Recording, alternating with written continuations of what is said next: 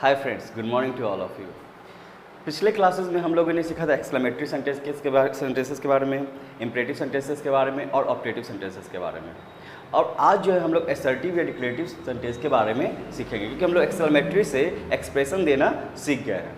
तो आज आते हैं कि ये असर्टिव सेंटेंस या डिक्लेरेटिव सेंटेंस होता क्या है।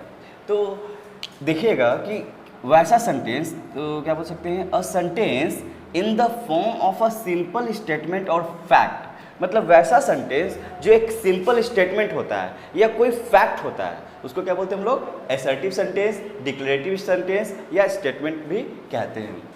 सेकेंड, आप ध्यान दीजिएगा, ये भी कह सकते हैं a sentence that describes persons, places, things और रिपोर्ट्स एंड इवेंट। मतलब वैसा सेंटेंस जो डिस्क्राइब्स करता है, किसको डिस्क्राइब करता है, किसके बारे में बताता है। डिस्क्राइब मतलब बताता है, किसके बारे में, पर्सन्स के बारे में, किसी व्यक्ति के बारे में, प्लेसेस स्थानों के बारे में, थिंग्स किसी चीज़ों के बारे में, और रिपोर्ट एंड इवेंट, और जो भी इवेंट्स होता है उसके बारे में रिपोर्ट करता है, यानी कि बताता है। आगे आते हैं, आगे में है the subject normally precedes the predicate. मतलब कि जो सब्जेक्ट जो होता है वो किसको लेकर आता है, तो प्रेडिकेट को लेकर आता है। प्रेडिकेट क्या होता है, तो ये जो सब्जेक्ट को छोड़ करके जितना भी पार्ट होता है सेंटेंस का वो कहलाता है प्रेडिकेट। तो मैंने एक एग्जांपल दिया है प्रेडिकेट का, छोटा सा है ना, वर्ब और ऑब्जेक्ट के साथ। आगे देखिएगा यहाँ पर कि a declarative sentence ends with a period और फुल स्टॉप। मतलब कि जो भी एक डिक्लेरेटिव सेंटेंस होता है या स्टेटमेंट होता है या फैक्ट होता है या कोई भी हम इवेंट के बारे में रिपोर्ट करते हैं तो क्या होता है, वो फुल स्टॉप से एंड होता है। आगे देखिएगा, इसका कुछ एग्जांपल्स देखते हैं। जैसे ही इज़ अमर, वह अमर है। ही इज़ अमर, वह अमर है। दे आर हैप्पी, वे लोग खुश हैं। दे आर हैप्पी, वे लोग खुश हैं। तो ही यहाँ पर सब्जेक्ट है और इज़ अमर क्या है, प्रेडिकेट है। दे आर हैप्पी, तो दे यहाँ पर सब्जेक्ट है और आर हैप्पी प्रेडिकेट है। सी यहाँ पर सब्जेक्ट है, इज नॉट सेड प्रेडिकेट है, और यहाँ पर फुल स्टॉप से इसको क्या कर रहे हैं, एंड कर रहे हैं। अंकुश डज नॉट टेल लाई, तो अंकुश यहाँ पर सब्जेक्ट है, डज नॉट टेल लाई पूरा का पूरा पार्ट बच गया, जो क्या हो गया, वो प्रेडिकेट हो गया और इसको फुल स्टॉप से एंड कर दिए।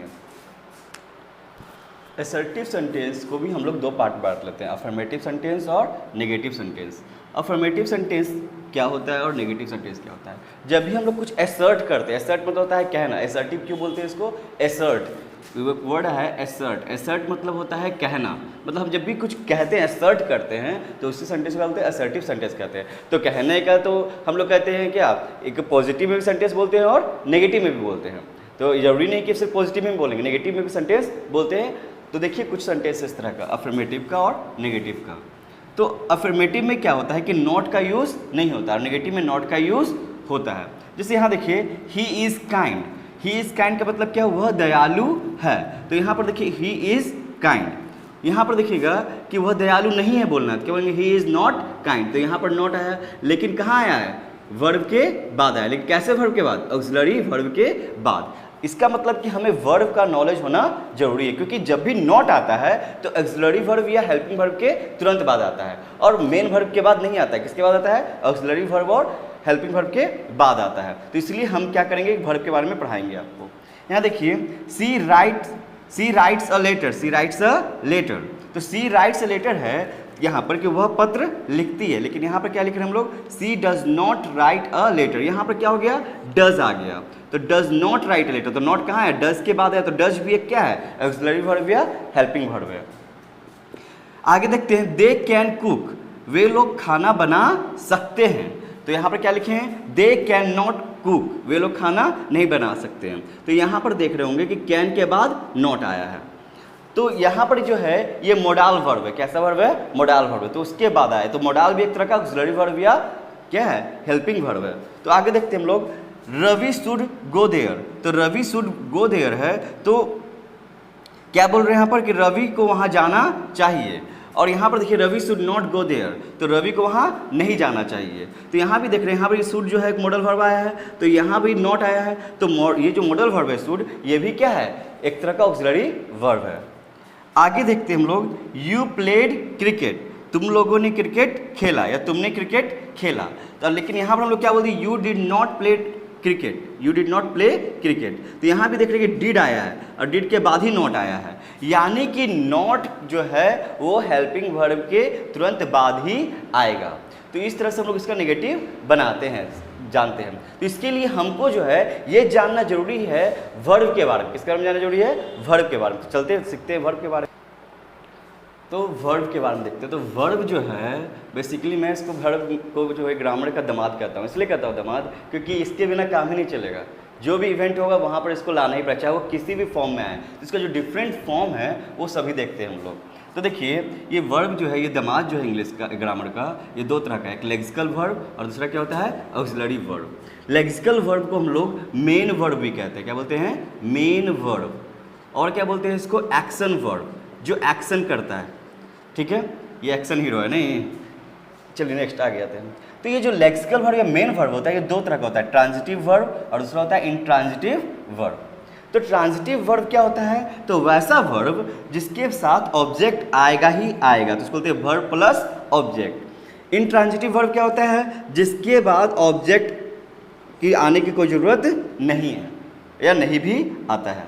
जैसे एग्जाम्पल के लिए देखिए, अगर हम कोई सेंटेंस बोलते हैं कि वह रोटी खाता है, तो वह रोटी खाता है, तो वहाँ पर हम सिर्फ बोलेंगे वह खाता है, तो अपने आप दिमाग क्वेश्चन पूछने लगता है कि वह क्या खाता है। तो यानी कि हमको उसके बारे में बताना जरूरी होता है। तो क्या बोलेंगे? He eats a bread. क्या बोलेंगे? He eats a bread.